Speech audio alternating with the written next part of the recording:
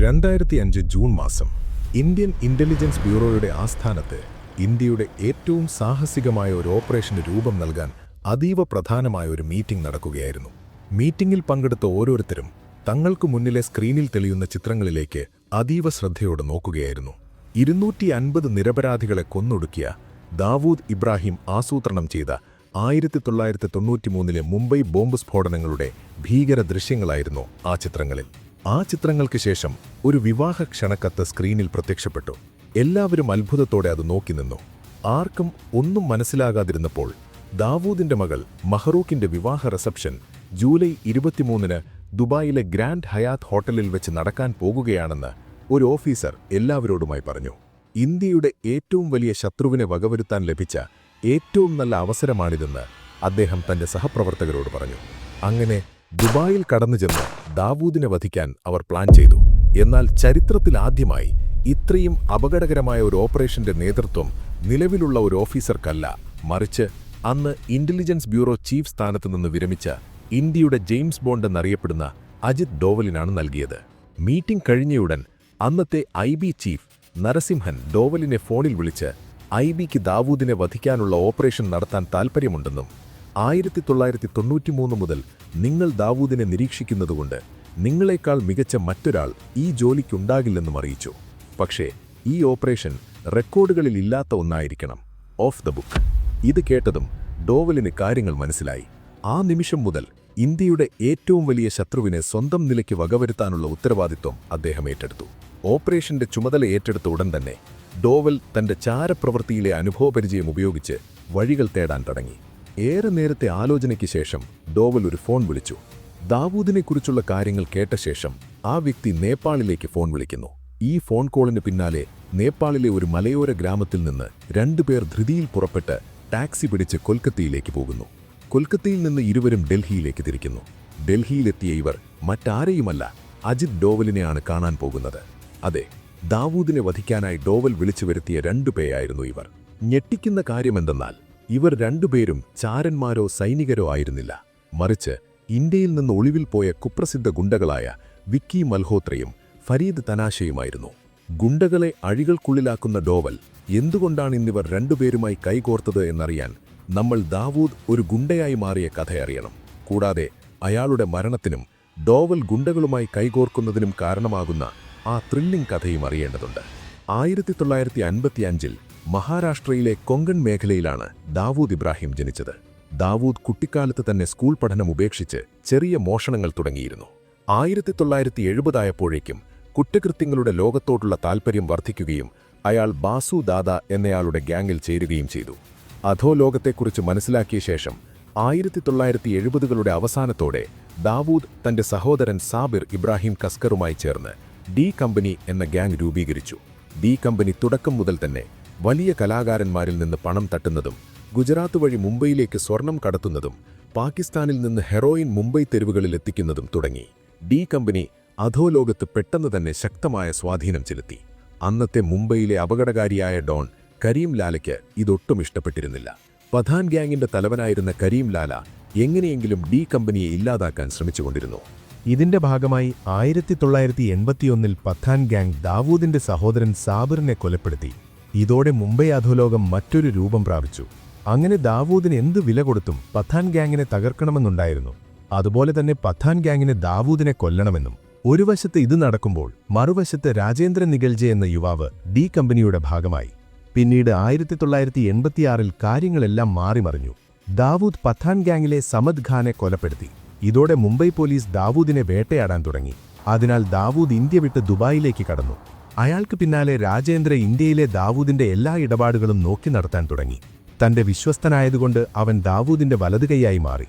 ഈ സമയത്താണ് രാജേന്ദ്ര അധോലോകത്ത് ഛോട്ടാ രാജൻ എന്നറിയപ്പെടാൻ തുടങ്ങിയത്. ഛോട്ടാ രാജൻ ഡി കമ്പനിയെ പുതിയ ഉയരങ്ങളിലെത്തിച്ചു. അതേസമയം ഡി കമ്പനിയിൽ ഷക്കീൽ എന്ന ഗുണ്ടയും ദാവൂദുമായി കൂടുതൽ അടുക്കാൻ തുടങ്ങി. ഷക്കീലും ഛോട്ടാ രാജനും തമ്മിൽ ദാവൂദിന്റെ ഏറ്റവും അടുത്ത ആൾ ആരാകണമെന്ന കാര്യത്തിൽ ഒരു മത്സരം തന്നെ നടന്നു. ഈ തർക്കം വലിയ ശത്രുതയായി മാറുകയും 1990കളുടെ തുടക്കത്തിൽ ഷക്കീൽ ഛോട്ടാ രാജനെ വധിക്കാൻ ശ്രമിക്കുകയും ചെയ്തു. എന്നിട്ടും ദാവൂദ് ഷക്കീലിനെ ചേർത്തുപിടിച്ചു. ഇതിനാൽ ദാവൂദും ഛോട്ടാ രാജനും തമ്മിൽ അകലാൻ തുടങ്ങി. ഒടുവിൽ 1993 ദാവൂദ് പാകിസ്ഥാനുമായി ചേർന്ന് മുംബൈയിൽ ബോംബ് സ്ഫോടനങ്ങൾ നടത്തി. ഇതിനുശേഷം ഛോട്ടാ രാജൻ ദാവൂദിനെ ഒരു രാജ്യദ്രോഹിയും തീവ്രവാദിയുമായി പ്രഖ്യാപിച്ച് അവനിൽ നിന്ന് വേർപിരിഞ്ഞു. സ്ഫോടനങ്ങളിൽ കൊല്ലപ്പെട്ടവർക്കു വേണ്ടി ദാവൂദിനെ കൊന്നു പകരം വീട്ടുമെന്നും അവൻ പ്രഖ്യാപിച്ചു. ഈ നിമിഷം മുതൽ അധോലോകത്തെ ഏറ്റവും വലിയ ശത്രുത ആരംഭിച്ചു. 2000-ൽ ബാങ്കോക്കിൽ വെച്ച് ദാവൂദിന്റെ ആളുകൾ ഛോട്ടാ രാജനെതിരെ മാരകമായ ആക്രമണം നടത്തി. ഛോട്ടാ രാജൻ രക്ഷപ്പെട്ടെങ്കിലും അന്നുമുതൽ അവന്റെ ജീവിതലക്ഷ്യം ദാവൂദിനെ വധിക്കുകയെന്നതായി മാറി. ഈ അവസരത്തിലാണ് ശത്രുവിന്റെ ശത്രു മിത്രമെന്ന തത്വം ഡോവൽ ഉപയോഗിക്കാൻ തീരുമാനിച്ചത്. അങ്ങനെയാണ് ഡോവൽ അന്ന് ഛോട്ടാ രാജനെ ഫോൺ ചെയ്തത്. ദാവൂദിനെ കൊല്ലുന്ന കാര്യം കേട്ടപ്പോൾ അവൻ തന്റെ ഏറ്റവും മികച്ച ഷൂട്ടർമാരെ ഉടൻ തന്നെ ഡൽഹിയിലേക്ക് അയച്ചു. ഛോട്ടാ രാജന്റെ ഷൂട്ടർമാരെ ഉപയോഗിക്കുന്നതിലൂടെ ഡോവൽ ഇരട്ട തന്ത്രമാണ് പ്രയോഗിച്ചത്. 1. ഈ 2 ഷൂട്ടർമാരെയും സുഡാൻ പാസ്പോർട്ടിൽ ദുബായിലേക്ക് അയക്കും. അതുവഴി ഇന്ത്യൻ സർക്കാരിന് നേരെ സംശയത്തിന്റെ നിഴൽ വീഴില്ല. 2. ഗുണ്ടകൾ തമ്മിലുള്ള ഏറ്റുമുട്ടലായി മാത്രം ഇത് ലോകത്തിനു മുന്നിൽ ചിത്രീകരിക്കപ്പെടും. 2005 ജൂലൈ 1 ഡൽഹിയിലെത്തിയ ഉടൻ ഡോവൽ ഇവരെ രണ്ടുപേരെയും ഒരു രഹസ്യ കേന്ദ്രത്തിലേക്ക് കൊണ്ടുപോയി. ജൂലൈ 23-ന് ദുബായിലെ ഗ്രാൻഡ് ഹയാത്ത് ഹോട്ടലിൽ ദാവൂദിന്റെ മകളുടെ റിസപ്ഷൻ നടക്കുമെന്ന് അവരെ അറിയിച്ചു. സുഡാൻ പൗരന്മാരായി നിങ്ങളെ ദുബായിലേക്ക് അയക്കും. ഹോട്ടലിന് നേരെ മുന്നിലുള്ള കെട്ടിടത്തിൽ നിന്ന് കൃത്യമായി വെടിവെക്കാൻ സാധിക്കും. എന്നാൽ ദാവൂദ് ഒരിക്കൽ ഹോട്ടലിനുള്ളിൽ കടന്നാൽ നമുക്കൊന്നും ചെയ്യാൻ കഴിയില്ല. അതിനാൽ മെയിൻ ഗേറ്റിൽ വെച്ച് തന്നെ അവനെ വധിക്കണം. ഇതെല്ലാം പറഞ്ഞുകൊടുത്ത ശേഷം ഈ 2 ഷൂട്ടർമാർക്ക് 3 ആഴ്ചത്തെ പരിശീലനം നൽകി. ഹോട്ടലിന്റെ ഭൂപടം മനസ്സിലാക്കിക്കൊടുത്തു. സ്നൈപ്പർ ഉപയോഗിച്ച് വെടിവെക്കാൻ പഠിപ്പിച്ചു. ദാവൂദിനെ കൊന്ന ശേഷം രക്ഷപ്പെടാനുള്ള വഴികളും പറഞ്ഞുകൊടുത്തു. അങ്ങനെ ഇന്ത്യയുടെ ഏറ്റവും വലിയ രാജ്യശത്രുവിനെ നരകത്തിലേക്ക് അയക്കാനുള്ള പ്ലാനുകൾ വേഗത്തിൽ നടക്കുമ്പോൾ ഡൽഹിയിൽ നിന്ന് 1300 കിലോമീറ്റർ അകലെ ഓപ്പറേഷനെ തന്നെ ബാധിക്കുന്ന ചില കാര്യങ്ങൾ സംഭവിച്ചുകൊണ്ടിരുന്നു. ഡോവൽ പോലും ഇത് അറിഞ്ഞിരുന്നില്ല. മുംബൈ ക്രൈംബ്രാഞ്ചിന്റെ ഇലക്ട്രോണിക് സർവേലൻസിൽ ഒരു സുപ്രധാന വിവരം ലഭിച്ചു. 2 ഓഫീസർമാർ കുറച്ച് ദിവസങ്ങളായി ഒരു ഫോൺ റെക്കോർഡിംഗ് ആവർത്തിച്ച് കേൾക്കുകയായിരുന്നു. ഒടുവിൽ ഇന്നവർ ആ ശബ്ദം തിരിച്ചറിഞ്ഞു. ശബ്ദം തിരിച്ചറിഞ്ഞതും അവർ ഷോക്കായി. അവർ ഉടൻ തന്നെ തങ്ങളുടെ മുതിർന്ന ഉദ്യോഗസ്ഥ IPS മീര ബോർവൻകരെ അവിടേക്ക് വിളിച്ചു. മീര എത്തിയ ഉടൻ ഒരു ഓഫീസർ പറഞ്ഞു, മാഡം, ഈ റെക്കോർഡിംഗിൽ സംസാരിക്കുന്ന 3 പേരിൽ 2 പേർ വിക്കി മൽഹോത്രയും ഫരീദ് തനാഷയുമാണ്. 3ാമത്തെ ആളുടെ ശബ്ദം നമ്മുടെ ഡേറ്റാബേസിലുള്ള ആരുമായും ചേരുന്നില്ല. മുംബൈ ക്രൈംബ്രാഞ്ച് മാസങ്ങളായി അവരെ അന്വേഷിച്ചുകൊണ്ടിരിക്കുകയായിരുന്നു. അതിനാൽ അവരെക്കുറിച്ച് കൂടുതൽ വിവരങ്ങൾ മീര ചോദിച്ചു. അവർ നേപ്പാളിൽ നിന്ന് കൊൽക്കത്തയിലേക്കും അവിടെ നിന്ന് ഡൽഹിയിലേക്കും പോയി. റെക്കോർഡിംഗിൽ നിന്ന് ഏതെങ്കിലും രാഷ്ട്രീയക്കാരനെയോ ബിസിനസ്സുകാരനെയോ കൊല്ലാനാണ് അവർ എത്തിയതെന്ന് തോന്നുന്നു. ഇത് കേട്ട മീര ഉടൻ തന്നെ തന്റെ മികച്ച ഓഫീസർമാരുടെ മീറ്റിംഗ് വിളിച്ചു. ഇവരെ ഡൽഹിയിൽ വെച്ച് അറസ്റ്റ് ചെയ്ത് മുംബൈയിൽ എത്തിക്കാൻ തീരുമാനിച്ചു. ഈ ദൗത്യത്തിന് DCP ധനഞ്ജയ് കമലാക്കരെ ഏൽപ്പിച്ചു. ഇതിന് ഓപ്പറേഷൻ X എന്ന് പേരിട്ടു. ഡോവലിന്റെ ബുദ്ധിക്ക് മുന്നിൽ മുംബൈ പോലീസ് തോറ്റുപോകുമോ, അതോ ഇത്തവണ ഡോവലിന് തിരിച്ചടി നേരിടുമോ? 2005 ജൂലൈ 18 ഡൽഹിയിലെ ലുട്ടൻസ് മേഖലയിലെ ഒരു 5 നക്ഷത്ര ഹോട്ടലിൽ വെച്ച് 2 ഷൂട്ടർമാരുമായി ഡോവൽ അവസാനഘട്ട ചർച്ചകൾ നടത്തുകയായിരുന്നു. അപ്പുറത്ത് കമലാകറും സംഘവും എപ്പോൾ വേണമെങ്കിലും ഡൽഹിയിലെത്താൻ തയ്യാറായി നിന്നു. പാകിസ്ഥാനിൽ ദാവൂദ് ദുബായിലേക്ക് പോകാൻ തയ്യാറെടുത്തിരുന്നു. 2 ഷൂട്ടർമാർക്ക് 2 ദിവസത്തിന് ശേഷം പുറപ്പെടണമായിരുന്നു. ഇന്ന് ഡോവലിനെ കണ്ടുകഴിഞ്ഞാൽ പിന്നീട് അവർക്ക് അദ്ദേഹത്തെ കാണാൻ സാധിക്കില്ലായിരുന്നു. ഡോവൽ ഹോട്ടലിന്റെ ബ്ലൂ പ്രിന്റ് നോക്കിക്കൊണ്ട് അവർക്ക് പ്ലാൻ ഒരിക്കൽ കൂടി വിശദീകരിച്ചു കൊടുത്തു. ഡോവൽ പ്ലാൻ വിവരിക്കുമ്പോഴേക്കും മുംബൈ പോലീസ് ഡൽഹിയിലെത്തി ഹോട്ടലിലേക്ക് പുറപ്പെട്ടു. ഹോട്ടലിലെത്തിയ അവർ തങ്ങളുടെ ID കാർഡ് കാണിച്ച് റിസപ്ഷനിൽ നിന്ന് ഷൂട്ടർമാരുടെ റൂം നമ്പർ ചോദിച്ചു. അവർ 5ാം നിലയിലുണ്ടെന്ന് അറിഞ്ഞതും പോലീസ് അവരെ പിടിക്കാൻ മുകളിലേക്ക് പോയി. മുംബൈ പോലീസ് വന്ന കാര്യം അറിയാതെ ഡോവൽ ചർച്ച കഴിഞ്ഞ് അവരെ സുരക്ഷിതമായ ഒരിടത്തേക്ക് മാറ്റാനായി ഹോട്ടലിന്റെ എമർജൻസി എക്സിറ്റ് വഴി പുറത്തിറങ്ങി. മുംബൈ പോലീസ് മുറിയിലെത്തിയപ്പോൾ അത് കാലിയായിരുന്നു. പരിഭ്രാന്തനായ ഒരു പോലീസ് ഉദ്യോഗസ്ഥൻ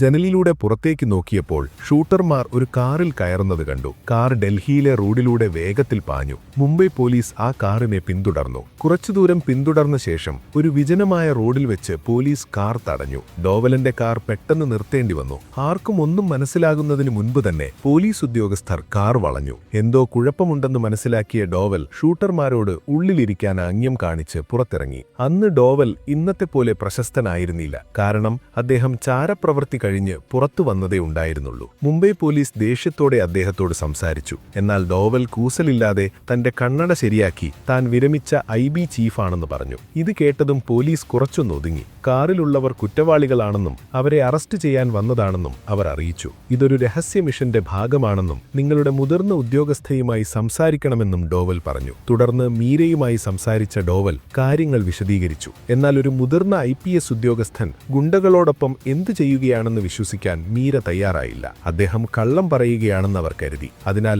ഡോവലിന്റെ സഹപാഠികളുടെ പേര് ചോദിച്ചു. അത് അദ്ദേഹം കൃത്യമായി പറഞ്ഞു. എന്നിട്ടും വിശ്വാസം വരാതെ ഐബിയുടെ മുംബൈ ബ്രാഞ്ചിൽ ഇത്തരമൊരു ഓപ്പറേഷനെക്കുറിച്ച് അന്വേഷിച്ചു. അതീവ രഹസ്യമായതിനാൽ അവർക്കും ഇതിനെക്കുറിച്ച് അറിവില്ലായിരുന്നു. അവർ അങ്ങനെയൊരു ഓപ്പറേഷൻ ഇല്ലെന്നറിയിച്ചതോടെ ഗുണ്ടകളെ അറസ്റ്റ് ചെയ്യാൻ മീര ഉത്തരവിട്ടു. സ്വന്തം രാജ്യത്തെ പോലീസിന്റെ ഇടപെടൽ മൂലം ഓപ്പറേഷൻ പരാജയപ്പെടുന്നത് കണ്ട് ഡോവൽ ക്ഷുഭിതനായി. അദ്ദേഹം ഡൽഹി പോലീസ് കൺട്രോൾ റൂമിൽ വിളിച്ച് സഹായം അഭ്യർത്ഥിച്ചു. ഉടൻ തന്നെ ഡൽഹി പോലീസിന്റെ വണ്ടികൾ അവിടെ എത്തി. എന്നാൽ അപ്പോഴേക്കും ഇതൊരു വലിയ പ്രശ്നമായി മാറിക്കഴിഞ്ഞിരുന്നു. മാധ്യമങ്ങളും അവിടെ എത്തി. ഡോവൽ ഛോട്ടാ രാജന്റെ ഗുണ്ടകളോടൊപ്പം ജോലി ചെയ്യുന്നു എന്ന വാർത്ത പരന്നു. ഒടുവിൽ ഗത്യന്തരമില്ലാതെ ഡോവലിന് ഷൂട്ടർമാരെ മുംബൈ പോലീസിന് കൈമാറേണ്ടി വന്നു. പിന്നീട് ഇതിനെക്കുറിച്ച് ചോദിച്ചപ്പോൾ ഇന്ത്യൻ സർക്കാരിന് നാണക്കേടുണ്ടാകാതിരിക്കാൻ താൻ അപ്പോൾ വീട്ടിൽ TV കാണുകയായിരുന്നു എന്ന് അദ്ദേഹം പറഞ്ഞു. ഡോവലും സർക്കാരും നാണക്കേടിൽ നിന്ന് രക്ഷപ്പെട്ടെങ്കിലും മുംബൈ പോലീസിന്റെ അശ്രദ്ധ കാരണം ദാവൂദിനെ വധിക്കാനുള്ള അവസരം നഷ്ടമായി. പല മാധ്യമങ്ങളും റിപ്പോർട്ട് ചെയ്തതനുസരിച്ച് വർഷങ്ങളോളം മുംബൈ പോലീസിലെ ചില ഉദ്യോഗസ്ഥർ ദാവൂദിന്റെ ശമ്പളത്തിലാണ് ജോലി ചെയ്തിരുന്നതെന്നാണ്.